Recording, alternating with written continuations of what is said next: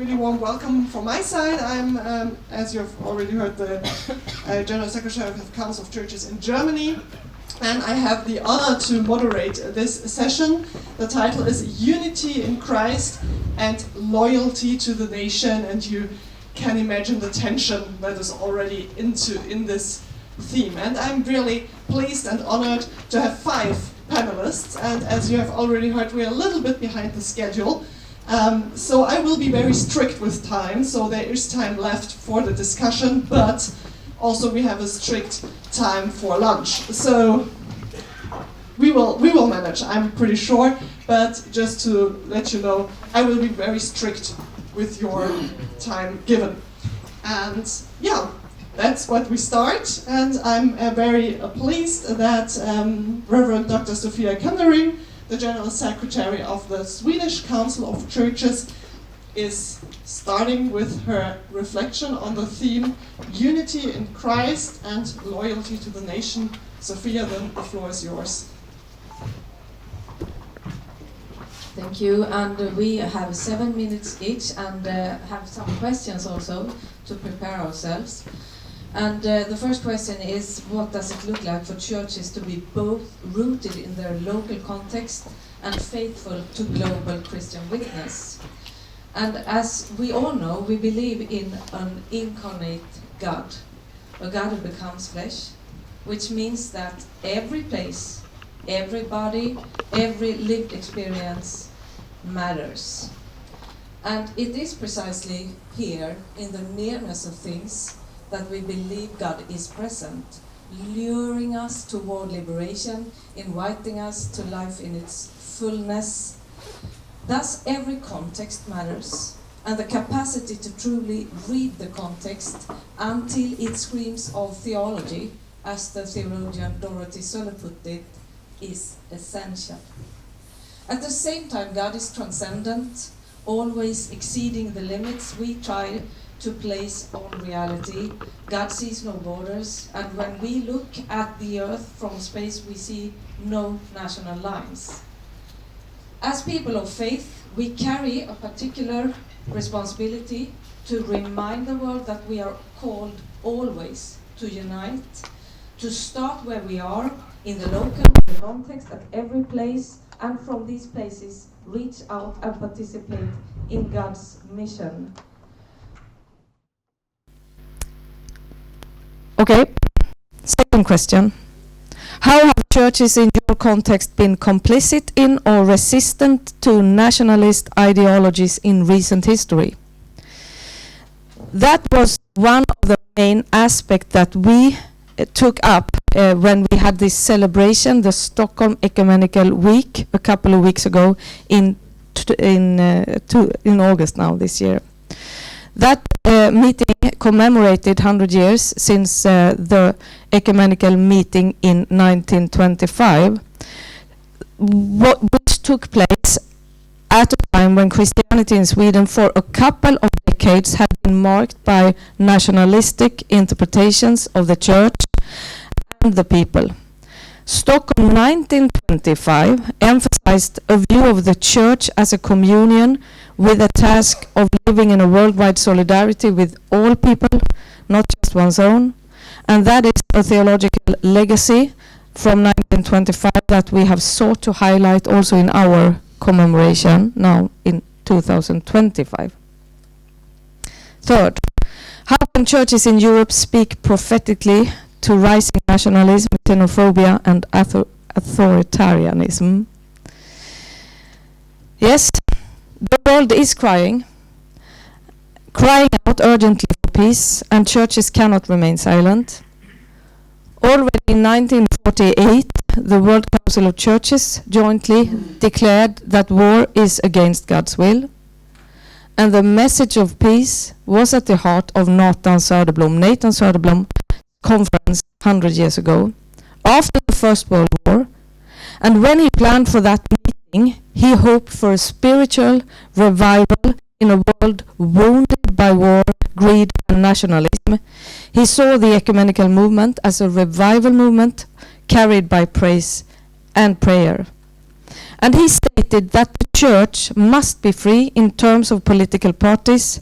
Christendom had been powerless in preventing the war, and he warned against nationalism when it is distorted into self-righteousness. And he also underlined the importance of conversion. It is a struggle to win peace. It requires struggle against schism, against fear, against mammon, against hatred and injustice. And the struggle must also be directed toward the primitive man within us, he said. World peace will be realized only if God conquers the hearts of the people. And we wanted to honor that memory and be renewed in our calling to work for unity and peace in a violent and beautiful world. One could provocatively say that there are no other churches than peace churches. Churches are constituted by their belonging to Jesus Christ as the Prince of Peace, who lived his life in non-violence, told his disciples to put down their swords, gave himself to break the cycles of violence. And this is the paradox, as we all know, that we live in. If we want to follow Jesus and be radically inspired by the life and sacrificing lifestyles he inspired to, we should have to be so much more radical as churches, and probably not at all engaged and ally with states. And at the same time we live in this world, and of course countries always have the right to defend themselves, like Ukraine, when attacked by brutal others. So we are called to live in this both and that is the challenge. But what we must be clear on is to always stand with the children. We know that true security can never be built on the blood of children, as the Catholic Bishop Cardinal Anders Arborelius recently wrote in an article in Sweden. I am also deeply inspired and challenged by Professor Asa Karam, that gave a keynote also in the Ecumenical Week. And she said that history has proved that ecumenism is not enough to prevent wars. Second World War broke out after the ecumenical meeting in 1925. What must be stopped, she asked. The killings. And for that we deeply need each other. Christians, Jews, Muslims, Hindus, Buddhists. True interfaith is a promise not yet fulfilled, she said, and that also requires certain sacrifices. Last question. How can European churches collaborate across borders to model a unity that transcends national interests? We must participate in God's mission in unity, overcoming the division and tension that exist among us, so that the world may believe and all may be one, as we read in John 17. Thank you.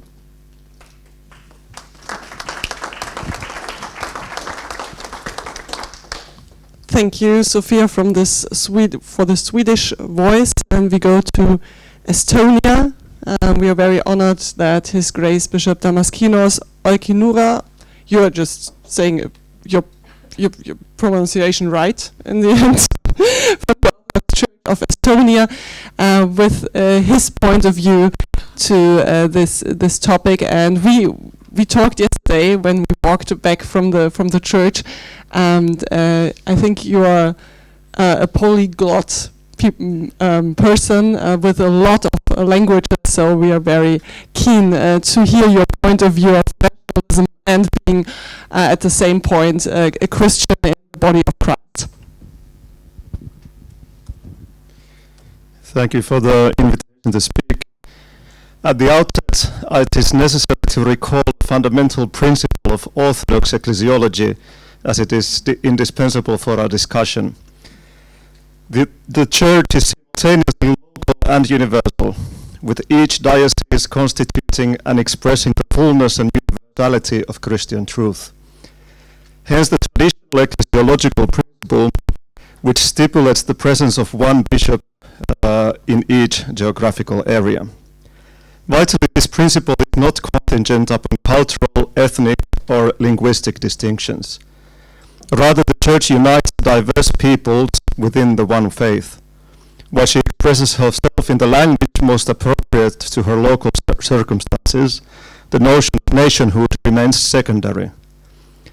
In practice, however, this ideal is frequently compromised, particularly within the Orthodox world, unfortunately. The ongoing war in Ukraine has underscored this painful reality. The Moscow Patriarchate has actively promoted the ideology of Ruski Mir, the Russian world, offering ecclesiastical sanction to the war of aggression in Ukraine, and supporting the expansionist policies of the Russian state toward other former Soviet territories, including the Baltic countries and Estonia, which I represent. The Soviet past continues to cast a long shadow. In Estonia, Soviet occupation disrupted the relatively peaceful coexistence of Lutherans and Orthodox, both Estonian and Russian-speaking, in a society without a state religion, but which nevertheless respected its major religious communities. Both churches were forced into exile in Sweden. In the Orthodox case, the Moscow Patriarchate occupied the ecclesiastical territory of Estonia. Numerous clergy and faithful were persecuted or executed, and they are now commemorated as new martyrs. Those who remained within the Soviet Union faced the dilemma of either demonstrating loyalty to the authorities or risking persecution and exile. Metropolitan Alexander, the head of the exiled Orthodox Church, died in Sweden in 1953. His relics were returned to Estonia only in December of last year. From abroad, the exiled churches offered resistance to Soviet ideology, and in the Lutheran case, the exiled church was ultimately reunited with the Lutheran Church of Estonia only in 2010. However, the Orthodox Church in Estonia was less fortunate. The Moscow Patriarchate has consistently refused to recognize our church, which is legally acknowledged under Estonian law as the successor of the pre-Soviet church, and whose autonomy was restored by the Ecumenical Patriarchate in 1996. By maintaining a parallel jurisdiction, Moscow contravenes the ecclesiological principle of one local church. In the current context of war, the situation is particularly troubling. The continued loyalty of parishes in Estonia to a church leadership abroad that blesses war, promotes the ideology of the Russian world, and supports a president who openly threatens our country is deeply problematic. For this reason, the Metropolitan of the Moscow-affiliated church in Estonia was expelled last year after the Estonian Internal Security Service identified him as a threat to national security. Furthermore, the Estonian parliament is advancing legislation that would prohibit affiliation with the Moscow Patriarchate. Similar legislation was adopted in Latvia in 2022. The draft law has elicited diverse reactions among Estonian religious communities. Some fear a repetition of the excessive state interference in church affairs characteristic of the Soviet period, while others support the law as a necessary safeguard of national security. Particularly troubling, however, have been recent statements from representatives of the so-called Orthodox Christian Church of Estonia, as the Moscow Patriarchate's structure in Estonia has recently renamed itself, claiming that the aim is to destroy Russian Orthodoxy and replace it with Greek Orthodoxy. This is what they say. Such rhetoric reflects a deeply distorted understanding of Orthodox identity, one that privileges national identity over the unity of faith and introduces artificial categories that have no basis in ecclesial reality. The Orthodox Church of Estonia is by no means Greek. What must be emphasized here is that the state is by no means restricting practicing Orthodoxy, and therefore the situation is very different than in the Soviet Union. Our church made a proposal to the church affiliated with Moscow that their parishes could join our church as an autonomous vicariate that could preserve their own traditions, calendar and language, but they have not accepted this proposal. This proposal of ours is clear that we do not reduce Orthodoxy into an ethnic category titled Estonian. Such an approach would exacerbate existing polarization in a multicultural state such as Estonia, where we have both very varying local Orthodox cultures and language environments, but also migrant communities. A more constructive path requires renewed reflection on the meaning of local and national. Properly understood, local refers to the concrete community of human beings living together physically in a given place. In this light, the Orthodox Church of Estonia has sought to respond to diverse pastoral needs by maintaining Estonian, Russian and Ukrainian-speaking parishes, as well as a Georgian-speaking community, and we use other languages as well. Our three bishops represent three different ethnic backgrounds and three different mother tongues, yet together we constitute one church. Similarly, the Lutheran Church of Estonia includes communities functioning in Finnish, Russian and Swedish, apart from Estonian. The Estonian Council of Churches likewise reflects this diversity. Its churches embody different linguistic and cultural traditions. In a country where all Christian denominations together comprise only a minority, around 27% of the population, this lived experience of diversity provides an opportunity to witness to the unity of global Christianity through a common voice in Estonian society. But at a deeper level, the present situation serves as a reminder of the very foundations of Christianity. To follow Christ is to place Him unequivocally at the center of one's life. It requires the renunciation of self-interest, so that the Apostle Paul may affirm, I am crucified with Christ, nevertheless I live, yet not I, but Christ liveth in me. From a spiritual perspective, the response to the present challenges is very clear, though demanding, to live consistently in accordance with this truth. Thank you very much.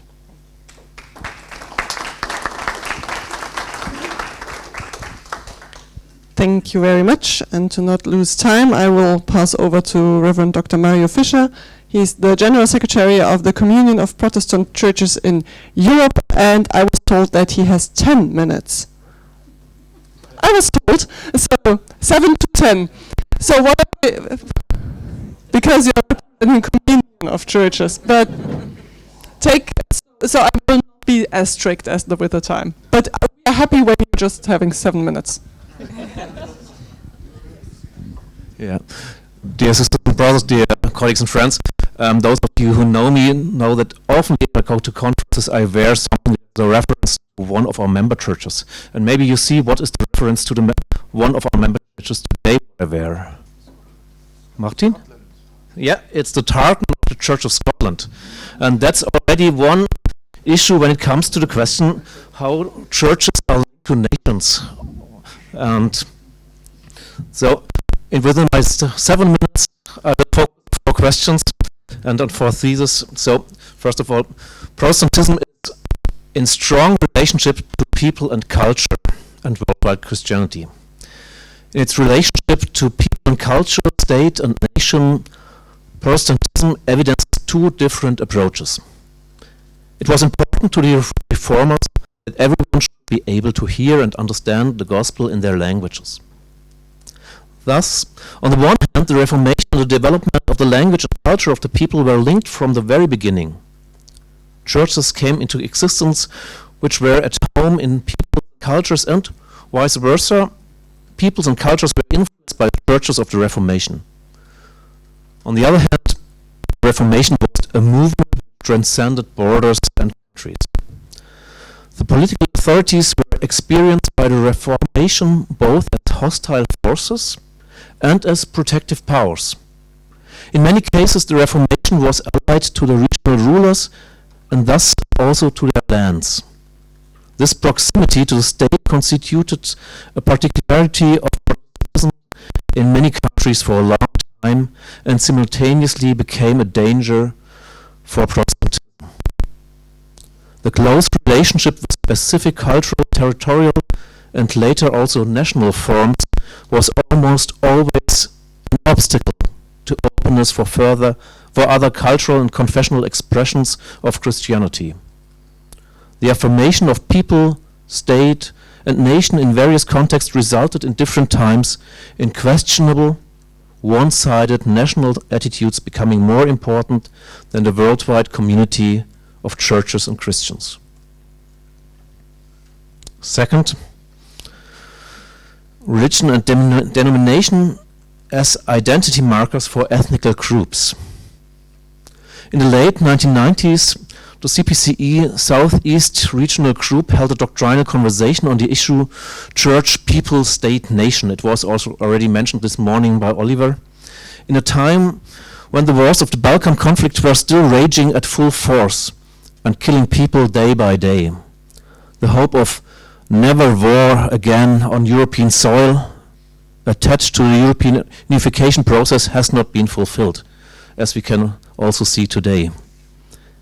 While the EU has been able to maintain peace within its borders for decades, and to this day, war did break out on European soil right on its doorstep.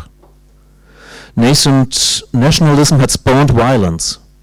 It was therefore important for this regional group, on whose territory this war between ethnicities, peoples and states was raging, to examine the understanding of people, nationality and state together with the relationship of the Church to these dimensions. The extent became evident to which conflicts in Europe to this day continue to stem from historically determined borders, to overriding concept of the nation state and the fact that the territories of most nations are not aligned with the corresponding state borders. The churches are often embroiled in conflicts based on their particularly close historical ties with specific nations or ethnic groups. Thus, in many areas, confessional allegiance serves precisely as a distinguishing feature that draws the demarcation line between different ethnic groups. As a result, it can seem to outside observers as if certain ethnic conflicts stem from confessional or religious differences. So, as we still speak with regard to the conflict in Northern Ireland in an abridged way about the conflict between Catholics and Protestants. And if we look to our member churches in Ireland, we have in Ireland as member churches of Communion of Protestant Churches the Presbyterian Church of Ireland, the Lutheran Church in Ireland, and the Methodist Church in Ireland, and they all are not in this way Protestants, but they are dissenters in the historical way. Or on the other side, if we look especially in Southeast Europe, to Southeast Europe, denomination is an identity marker for cultural and ethnical belonging. Being Reformed in the Southeastern Europe area means being Hungarian, while being Lutheran means being member of the German or the Slovak minority. Thirdly, the nation as a manageable realm of common life. Today in the Reformation churches we recognize that it is not helpful to play off the relation to people and nation against worldwide responsibility. We are attempting to understand what lies behind the term people and nation. Peoples and nations are historical entities and not given entities of an order of creation, as some German Lutheran theologians claimed in the 1930s. Peoples and nations provide a manageable realm of common life and experience and for cultural, social and political experience activities. This is where people feel at home and find guidelines and means of identification. But people and nation must not constitute a context where others are excluded or marginalized.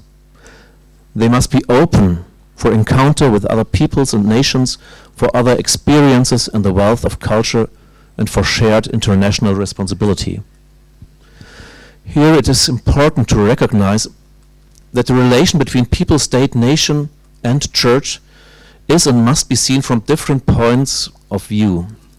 It makes a difference, A, whether the strong national sentiment is abused by a powerful state for imperialistic ends, or B, whether a small state is trying to achieve autonomy by appealing to national identity, or C, whether an ethnic minority is struggling for its right to self-determination and for survival.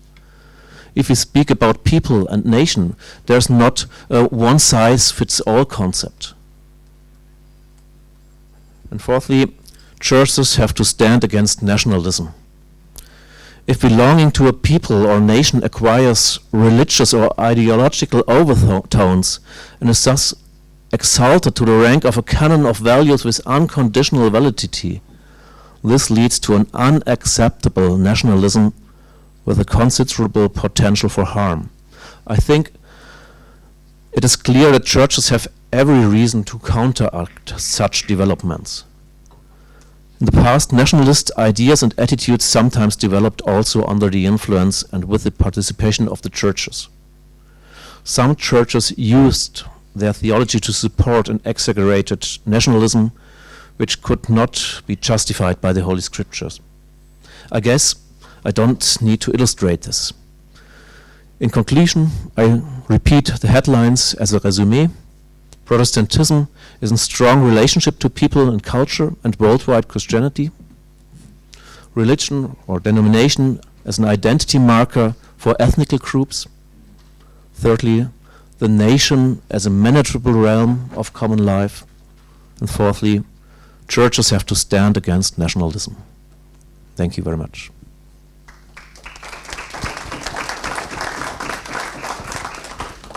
Thank you, Mario, for this overview of Protestantism in Europe. And we will move to Karen. Ireland has already been mentioned in Mario's statement, so we are very glad to hear from Reverend Dr. Karen Campbell. She's the General Secretary of the Irish Council of Churches, and your point of view. Thank you so much. So my name is Karen Campbell. I come from the northern part of Ireland, the place where we had conflict. My town in particular, where I grew up, was bombed, and I remember that as a child. It's the story of 3,600 people who died in a small region in Ireland, and the worst period of violence was the 1970s and 1980s. A litany of atrocities, starting with Bloody Sunday and then many bombs in Enniskillen and Omagh. And yet we reached the peace agreement over 25 years ago, the Good Friday Agreement, a bold reimagining of self-determination and what peace could look like. So today the military presence is long gone, but we still have many challenges. The legacy of trauma is still deep in our culture. And then added to that, we have new challenges like Brexit, which has put strain on the border between North and South of Ireland. There's the increasing focus on an all-island referendum, which has created a defensive posture in some parts of the community. And we have many flags on our streets, British and Irish flags more than ever. Added to that, Palestinian and Israeli flags. And so that creates new tensions. And in some of our churches, there are still conflicts that emerge on what flag to hang, whether we should hang any flags within the building. Ironically, recently, because of the racially motivated violence, we have protests outside of hostels that house short-term migrants there, and you see the British and the Irish flag together in protest, and that's a new thing in our country. Religion has played a part in our conflict, as you probably know, not just in the 70s and 80s, but when partition happened over 100 years ago, the framework that was established, the policy framework, was taken from a covenant idea, the Scottish Reformers. And so deep in that governance is this idea of covenant. And covenant in biblical terms is reimagining a just and righteous society. But embedded in that was the language that ensure confidence God will defend the right. And so the idea of covenant became twisted to mean something that was exclusive rather than inclusive. And that has played a role in our conflict. There's the challenge of different styles of narratives too. Pre-Reformation theology with Aquinas was deductive in nature, whereas post-Reformation theology of Calvin and Luther was inductive. You see that played out in our politics, in our preaching styles, in our narratives. So how do we bring different narratives together? The Irish Council of Churches has been in existence for 100 years now, operating in both jurisdictions, North and South. We look at 4 strands: the unfinished work of peace, reminding ourselves there are barriers, even though we're in a period of peace, there are still barriers at work to full reimagining of shalom in our community. We work with government on the Legacy Act, which deals with the past. We look at how to keep tackling paramilitarism and how we get rid of the violence on our streets. We work with victims and survivors where there is still a lot of pain and healing needs to take place, and we write liturgies that self-interrogate our complicity in the war. So how can we imagine a better future? I just want to mention four major encouragements in our work, 4 initiatives. All to do with art, because I think the role of art in reconciliation unlocks the imagination and speaks to both the right and the left side of the brain and helps tap into our unconscious as well as our conscious needs and longings. So Welcome to the Table is one event, an idea taken from the Netherlands, a non-podium event where we set out a long table and encourage people to gather around the table and have dialogue on different themes. What is reconciliation? What is racism? How can we deal with it in our community? Then in the Presbyterian Church, we have songwriting workshops, Psalms of Lament, where we study Psalms together with victims and survivors in the presence of a Roman Catholic friend, and we self-interrogate where we've been complicit and we lament it together. Thirdly, the Four Corners Festival in Belfast, run by one Protestant clergy and one Catholic priest, and the idea of how can we get people to travel to the four corners of a divided Belfast so that they're crossing borders all the time into places they wouldn't have visited, and reimagining the Belfast space. And finally, the Walled City Passion, which takes place on Good Friday in the city of Derry, where the conflict began. And it's simply the Passion play played out on the walls of the city, and it's so powerful to see Christ being put on trial on the walls with cannons on either side. And again, it challenges our complicity in the conflict. In conclusion, Jesus said, "I'm the gate." And too often, certainly myself as a Presbyterian, see the gate as being closed to offer security and safety. And we forget there are two functions to the gate: to open the gate as well as to close the gate, to open the gate and lead the sheep to safe pasture. If the gate remains closed, you die, you can't eat. So knowing how Jesus opens and closes a gate can only be discerned through communities that are relational, testimonial, doxological, and we need to see Christ at work, and Christ in these metaphors of how does Christ function as a gate, who's incarnational, transcendent, multicultural, countercultural, all at once, modelling truth, justice, mercy, and grace. So I believe focusing on these metaphors provides this rootedness in Christ and freedom to belong in, but not of this world. Thank you.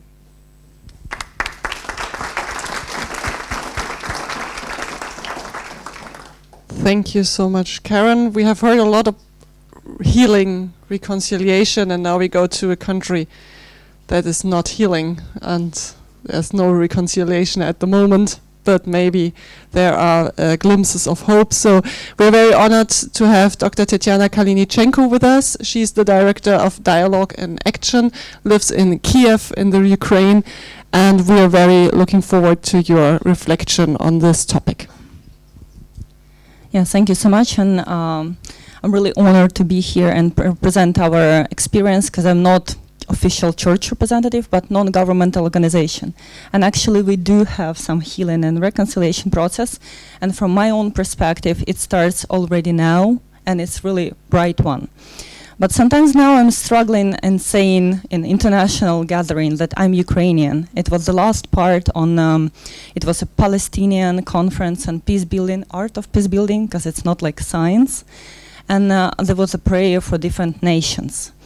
And we asked our esteemed, revered leaders, is it possible to pray for Ukraine?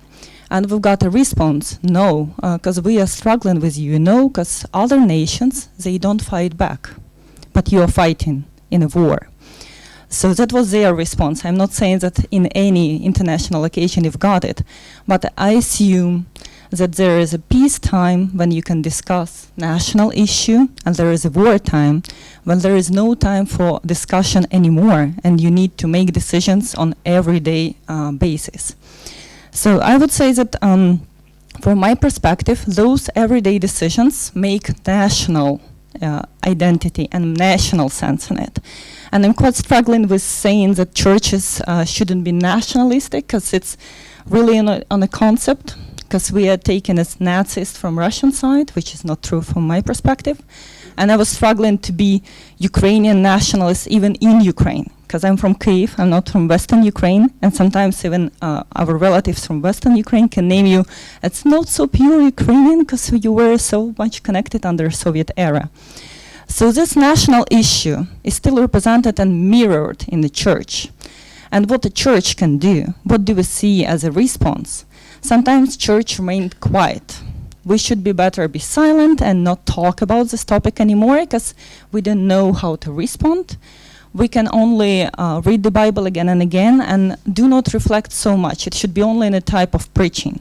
Unfortunately, we still have some types of decision, especially in Orthodoxy, and there is no way of discussion and reflecting on a topic.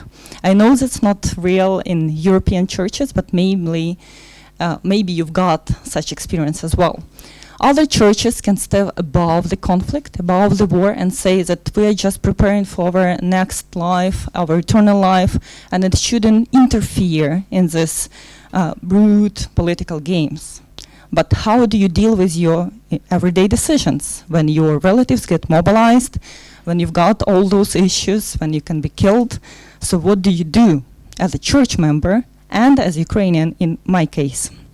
I would say that I'm not only a scholar, I'm also a field mediator, and I really struggle with this impartiality and neutrality, because a mediator who stands in the conflict, I do not believe I can be truly impartial. I'm trying to be compassionate with both sides. And even today, it doesn't mean that we stop any kind of communication with some Russians and especially spiritual leaders. But sometimes it's really a struggling moment when you need to step in all the time, and especially to be compassionate when you're still in a war situation. So what do we do? How we should live our life today as Christians during the war, and also in a special post-war period of time, because personally I think that all the troubles will be much more rooted and deeply after the end of the war, because ceasefire doesn't mean peace.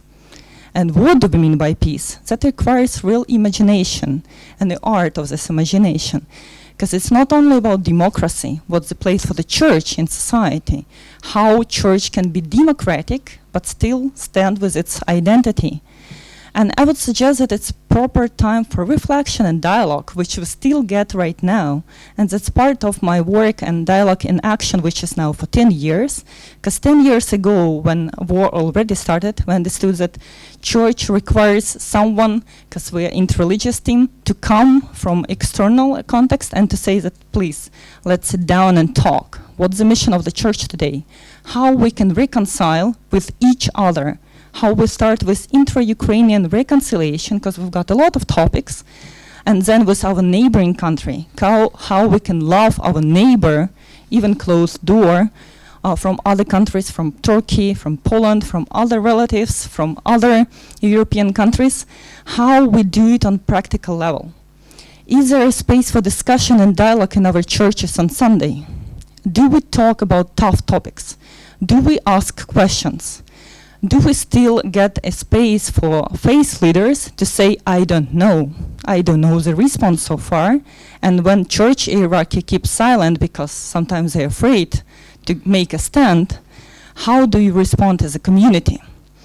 And I would say that reconciliation, for me, is much more bigger topic than unity. Because in Ukrainian narrative now, unity is something stable. We are united and that's all. We are a country of brave people. What does it mean? Never know. because actually you do not understand how to live it, how to live that unity. But reconciliation can be taken as a process. Peace building can be taken as a process. I don't believe it's possible to get eternal peace and then just stop, because we are human beings in this world, and every day we've got some conflicts, struggles, and issues. So how do we enter this process as a church, as community, and as citizens? And how do we reflect on this topic? Because it requires issue of justice, truth, and mercy, and how we can live through it.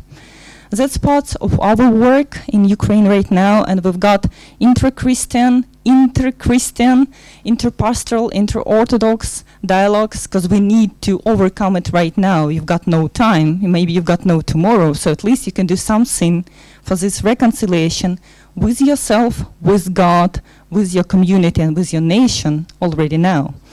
And I would suggest from my side that we really need you in this dialogue, because it's not enough to be inside the country and to deal with those issues. But it's better not to get in a proper monologue, but a dialogue with you, and to understand different perspective, and to imagine the peace together. Not like something that we've got no shooting and secured state, but what comes next. What comes next as an eternal community, and how we can live together in this diversity. So I invite you to this dialogue on how we can be united in Christ. And I would say on behalf of all our participants, Ukrainian churches need you. And we need these tough questions to be asked, and maybe someday we'll find some answers. Thank you.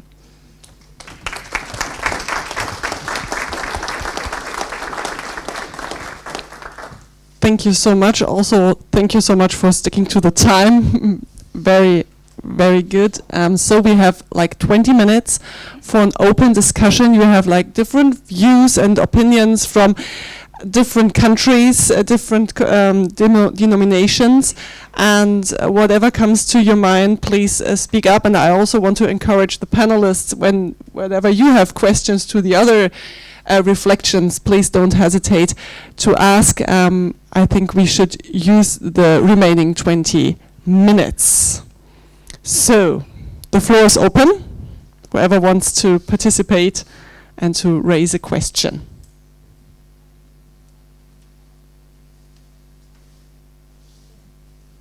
Yes, Sophia. I just want to make a comment. I think it was very important what you said about unity versus reconciliation, and that reconciliation is per definition a process, and that you need every day to take those steps also in peace building, versus unity. I found that very important. So thank you. Yeah, if I may respond just briefly, because I've got this struggle with public narrative that we are already united and it's like a fact. I don't think so. I think that unity actually as a result of reconciliation process, and it shouldn't like we're united and that's all, but we need to live through this unity. Then it really comes as this feeling of it. Thank you. Yeah, thank you. We have a question over here. My name is Peter Lodberg. I'm from the Lutheran Church in Denmark. And I'm very interested in exactly what you were saying about unity and reconciliation. Do you foresee a situation in Ukraine when there will be some kind of ceasefire or even peace, that the country will fall apart again? Because what you are having now as a kind of unity is because that you have an enemy that are bringing you together. Or do you have the resources within the churches or in the civil society or even in the political parties that can help you in the process after some kind of a ceasefire or even peace? Yeah, thank you. I don't think so, because it would be maybe true 10 years, more than 10 years ago, because we didn't get this national identity. And I would say even non-national, but citizen identity. And I would say not even civil society, which is strong, and we still need to connect with the state and to empower it, but there's an issue of churches. And here we've got representatives of Ukrainian churches. They can do what secular society cannot, and they're already doing it, to get these moral codes, different narratives, and to speak about reconciliation even now, because it's really painful to speak about these topics. But at least they can do, and to be a safe space for people to come and to ask questions about transitional justice, memory, trauma. They're already doing it, but they need more empowerment, and if they can do it as network of churches, not like only one, because Ukraine is not only Orthodox country, it's multi-religious country and multicultural, so it would be possible. Definitely post-war period of time would raise a lot of questions, and we already got it is international with Polish colleagues, but I believe personally that the church is a proper space where we can do it and we can heal those memories and wounds. Maybe more colleagues.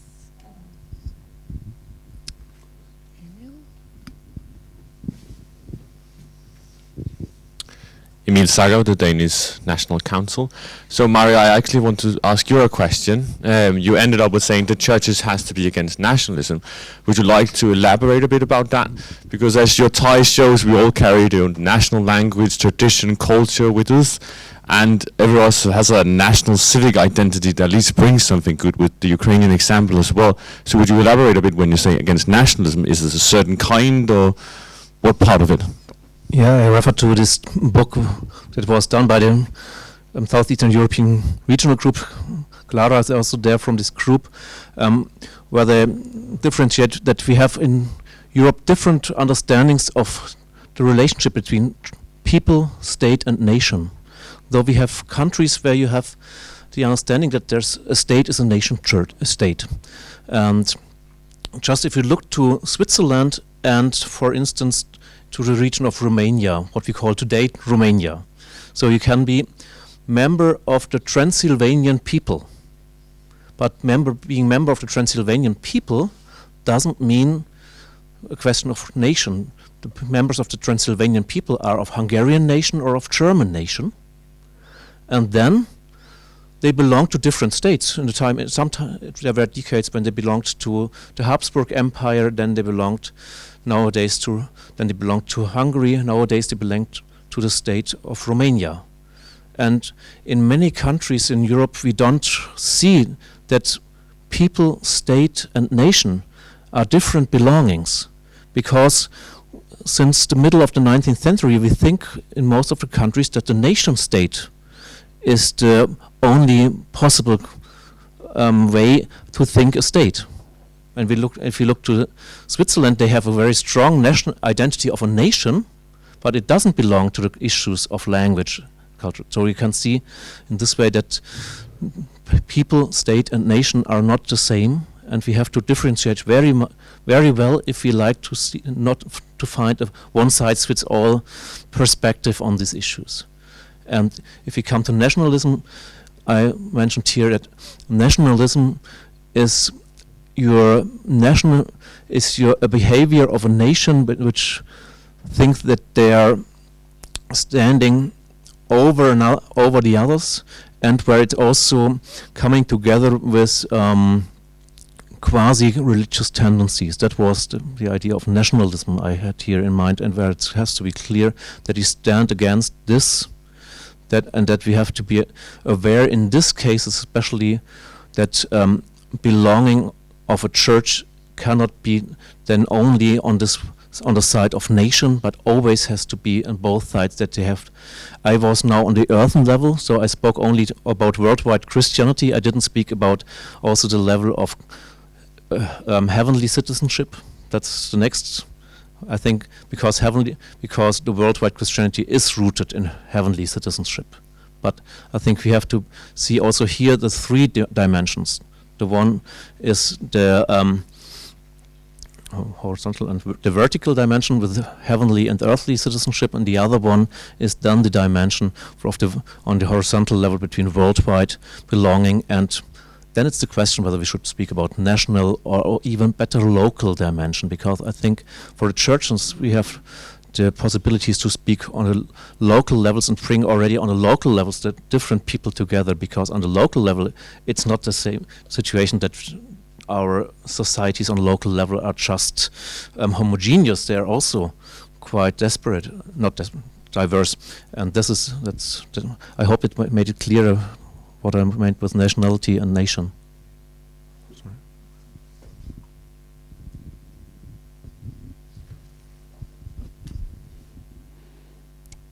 More questions, comments, reflections? Yes.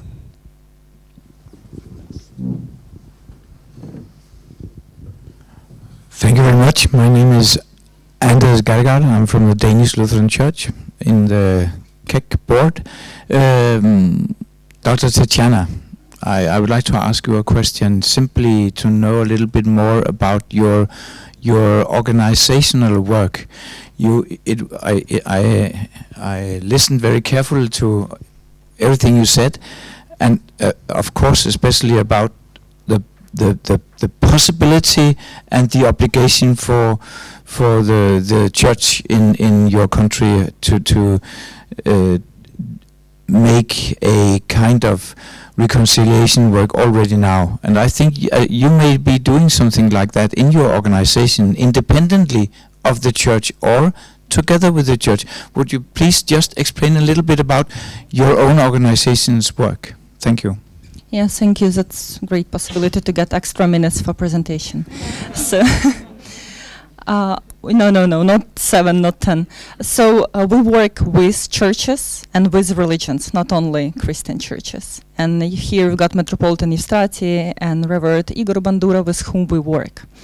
Because we understood that churches sometimes get no time to fulfill those issues and to reflect and to get dialogue culture so much developed on everyday life, because they've got a lot of things to do. So we stepped in first to get safe spaces for secular civil society leaders and religious leaders to come together.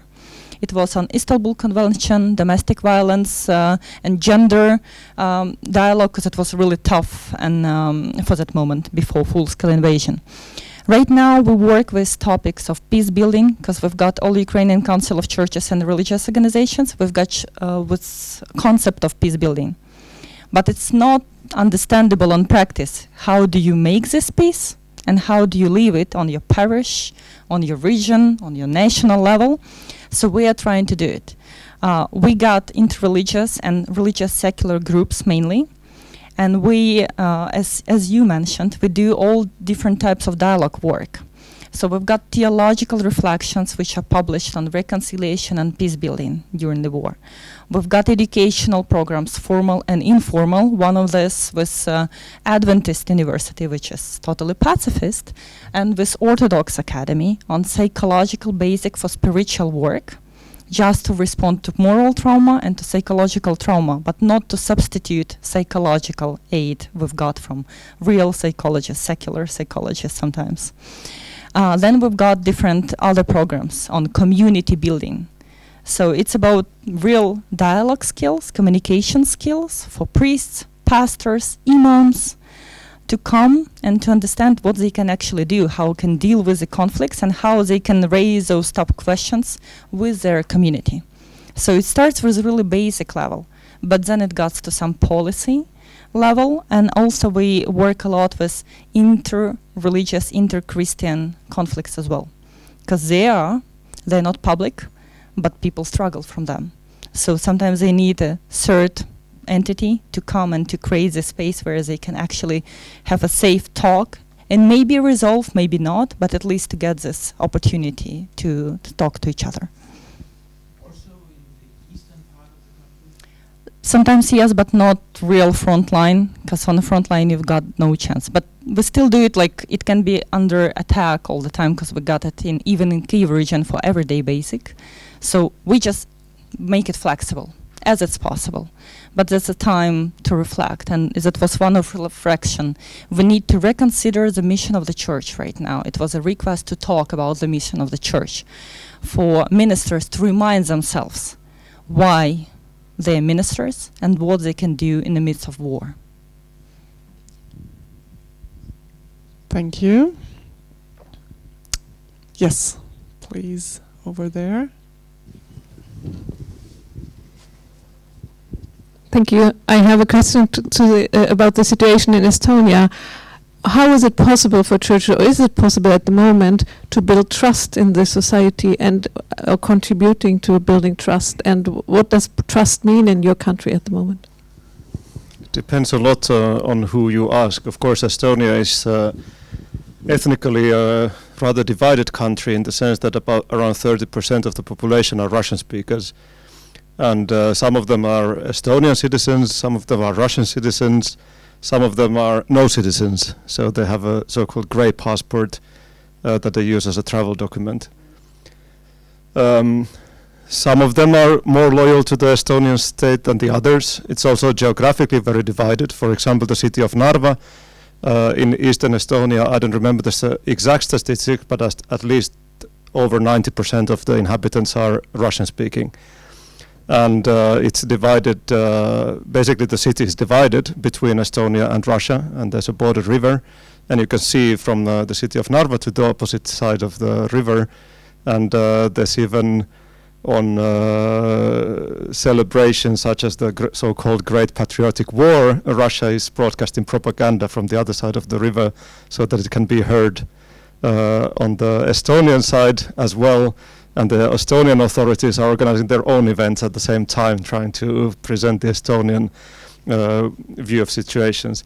Of course, the trust of Estonian speakers towards their own society is higher, but the Soviet past, of course, leaves a mark in the nation, in the sense that they generally are quite distrustful of the authorities. Now, the role of the church is, again, it depends very much on the church. It depends very much on the geographical location where they are situated in Estonia and the linguistic background that they use. So it's, as I said, the Russian speakers generally are more distrustful towards the Estonian society, and the Estonian society is more distrustful towards the Russian speakers, and especially those who carry a Russian passport. For example, now the right to vote in local elections was taken away from non-EU citizens inhabiting in Estonia, which means all the Russians and Belarusians, for example, who hold their own passports. Now, of course, the question of the law regarding the churches and religious communities is a dividing question, because it would basically forbid any religious community belonging to or having spiritual ties with an individual abroad who has been declared aggressive towards the Estonian state. So it's not only exclusively against Moscow Patriarchate, but might be applied also in the case of jihadist ideologies, for example. But as I said, for example, the Estonian Council of Churches has not taken an official stand regarding the law, but a lot of individual bishops have expressed their views, and a lot of people have concerns about it. And now it's also caused a slight political crisis in the Estonian state, because the parliament has passed the law already twice, but the president has refused to confirm the law already twice. So now it will maybe be reintroduced in the parliament actually tomorrow. I've heard it might be re-voted in the parliament, and it might go to the highest level of court decision making to be confirmed or not confirmed eventually. So this is a question that is has been going on for almost a year now, especially in the Estonian society, and we're waiting for the results. But as many church leaders have said, they actually look forward to a court decision regarding the law, because that would bring some kind of peace of mind regarding the question that it's not only some kind of political whim, but it's actually in harmony with the constitution of the country, etc. So it's in summary, very complicated. Yes, thank you. With looking at the watch, I would like to have a last final round, just very briefly, very personal, to answer the question, what gives you hope? Sophia, would you like to start?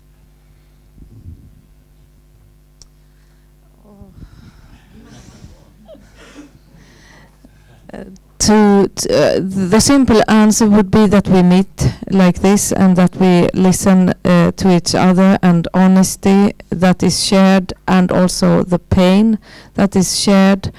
And now I really want also to highlight what both of you said about your time investment, your strong belief to continue to work for reconciliation and healing of trauma, for example. That gives me hope now. So thank you. For me, the history of Christianity gives hope. It's been very messy, it's been very difficult, but we still exist. Hope doesn't mean that the world will have this future as we calculate it now. So that's for me very important. It's not as we think now that it will happen, but there may be some event that changes a lot. And for me it's hope that every good that is done in the world changes already a lot in the world. Every small good deed changes anything. And that's important. Yeah, I keep returning to the passage of Philippians 2 of Christ, the theology of kenosis, although I don't get into the weeds of what kenosis means, but the idea that Christ was secure in the Godhead and yet made space for creation, made space for us to exist. And I think when we are in conversations about nationhood, nationalism, it's very easy to compete and talk about which nations are superior, which nations are inferior, but the model of Christ is that there is space, abundant space from the beginning of time for all of us. And so centering on the Philippians 2 image gives me a lot of food for thought. Every morning gives me hope because it's a chance to do something. So you've got one extra day at least. That's for now. Well, I would like to thank the panelists. Sophia, thank you for remembering us of our historical responsibility. Damaskinos, thank you for telling the current struggle with the long shadow of the Soviet Union and the importance of building trust. I think this is a really important thing. Thank you, Mario, for stating the difference between people, nation, and state. I found that very helpful for our discussion. Thank you, Karen, for highlighting the role of art in reconciliation. And thank you, Tatiana, for giving us an insight to the Ukrainian situation and to make us thinking about unity and reconciliation. I think this was also a very important point.